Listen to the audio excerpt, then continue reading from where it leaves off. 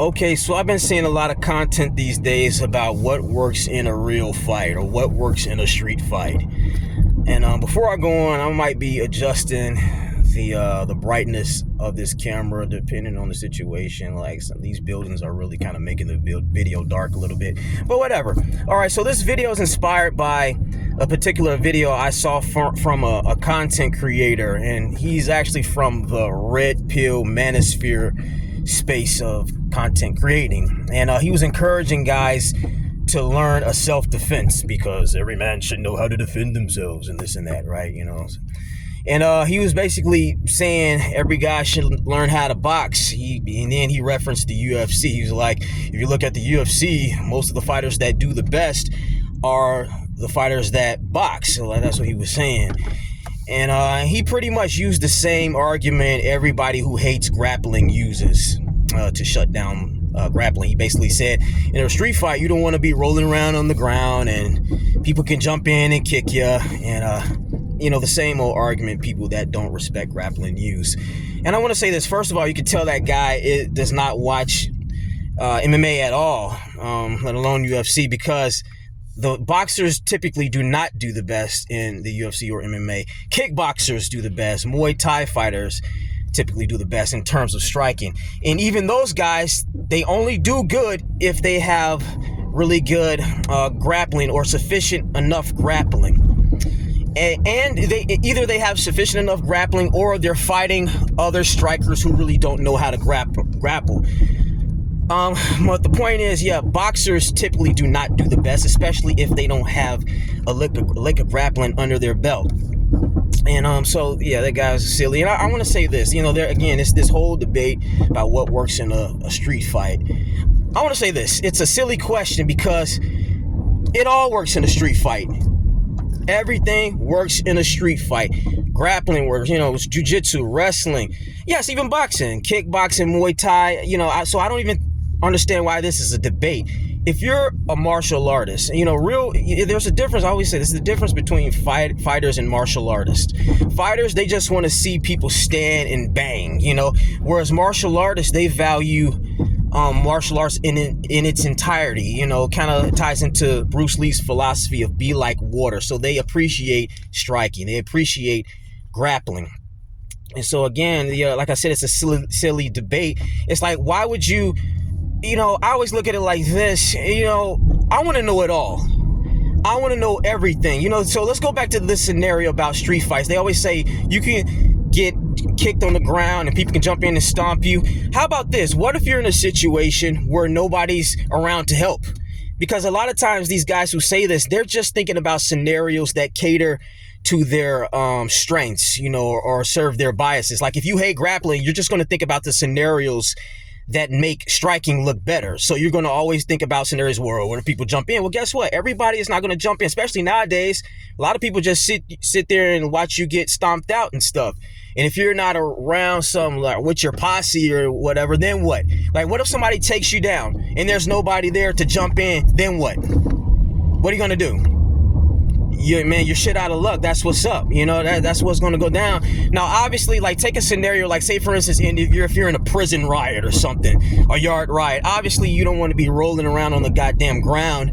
Yeah, because people can jump in and kick you and stuff. But how about this? What if you're in a little tiny prison cell or a jail cell and it's just you and another person, and that other person is way bigger than you? Trust me, you're going to wish you knew how to grapple, because in situations like that, especially if you're the smaller person, grappling is a much better thing to know than striking in those types of situations where you're in just tight, close confinements and nobody can jump in. You're going to wish you knew a little bit something about grappling. You don't want to be sitting there trying to knock out someone that much bigger than you, And so if you're going to think about all of these worst case scenarios, think about them across the board. Just don't think about the scenarios that make whatever style you like look the best. And it's almost like this question it sounds silly. It's kind of like what's a good example? I don't know. It's all like, oh no, I just want to know how to shoot guns. I don't want to know how to use grenades. Like, are you kidding me? No, I want to know how to shoot guns. I want to know how to make guns. I want to know how to make grenades, use grenades. I want to know it all. It's like, no, I just use grenades. I don't want to learn how to use guns. Dude, what the hell is wrong with you? Or I just want to learn how to knife fight because gunfighting is pointless. Or I just want to know how to shoot guns because no one knife fights, whatever. Man, learn it all. What the hell is wrong with you people? I don't even know why this shit is a debate. I want to know it all. Whatever can increase my chances of fucking somebody up, I want to know. Like, what if you run into a situation where you just can't outstrike somebody? You can't outbox somebody. You can't out kickbox somebody. Then what? Why not, take them down and slam them on their goddamn head or something? Try to do whatever you can to win. It's really, this stuff comes down to a mind game and stuff. A lot of guys, they'll try to, again, the people that don't respect grappling or like grappling, they try to say things like grappling is gay and this and that. Well, you know what? If it's gay, that means you just lost to a gay style.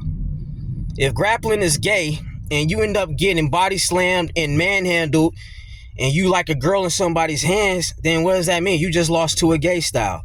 So either way you sound, it's silly. Learn it all. Be like water.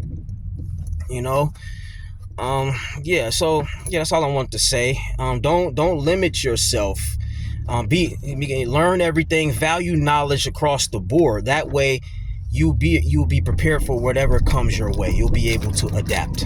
And as far as people jumping in and interfering, you also got to understand, even if you're in a brawl where everybody's standing up, you can still get stabbed. Just because you're standing doesn't mean you're safe. How many people get stabbed and shot or hit with a bat while they're just standing up, swinging and brawling? So yeah, people can jump in and attack you and hurt you real bad, even if you are standing and kicking and punching. So think about worst case scenarios across the board. A lot of you guys sound fucking stupid. I don't know. I think it ties into, I don't know. It must be just like a typical human thing. Like, a lot of people get caught into this or that. They want to be exclusive to one side. No, you guys do this and we do this. We're exclusive. And they always want to make a war out of everything. Everything doesn't have to be this or that. You know what I'm saying? Hey, how about, it's all this it's similar to, for the longest time, there was all this debate about, well, you do calisthenics or do you work out? Hey guys, why not do both? Why not do both? Calisthenics and weightlifting, they both have advantages, and they both have disadvantages as well. So why not do them all, And I want to say this too, and a lot of strikers are not going to like this. At the end of the day, and I like striking and grappling, but in terms of singular style versus singular style, one style. We're not talking MMA because that's what it's become nowadays. That's what it has become nowadays because people see the value in multiple things. But in just terms of striking versus grappling, grapplers will always have the edge. They will always have the upper hand. The Gracies proved that years ago. That's why people eventually started learning jiu-jitsu, because they were constantly being taken down and stuff. So in terms of singular style, grappling is up there, man. A lot of people don't want to hear that, and it is what it is. I'm not downplaying striking. A striker can beat a person that is better at grappling than them, but it's all about how you mix it up. But in terms of I'm just repeating myself, that singular style of fighting, grappling will always have the upper hand, because once they close distance, the only thing a striker can really do under situations like that is just hope that they knock them out. Well, come on, man. Like, how often do you see people just getting straight knockouts off rip like that? You know what I'm saying? Usually, when people close the distance like that, it turns into a tussling match.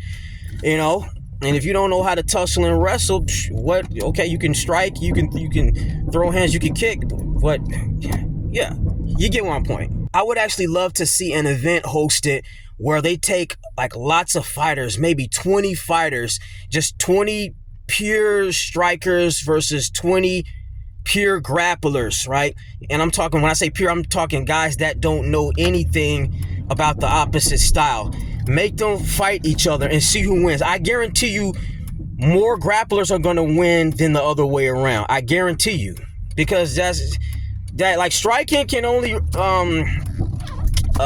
stand against grappling when striking has a little bit of grappling under its belt. Okay, I look at it like this. Strikers need to know grappling to be grapplers, but grapplers only need to know striking when strikers know how to grapple. So all this talk about people can jump in and kick you and all this stuff, like every street fight isn't some gang assault or whatnot. Like, what if you run into a situation where you're by yourself walking down the street, it's dark at night, and somebody just randomly assaults you? You got to be prepared for all situations, not just the situations that favor your vision, your outlook, or the things you like in life.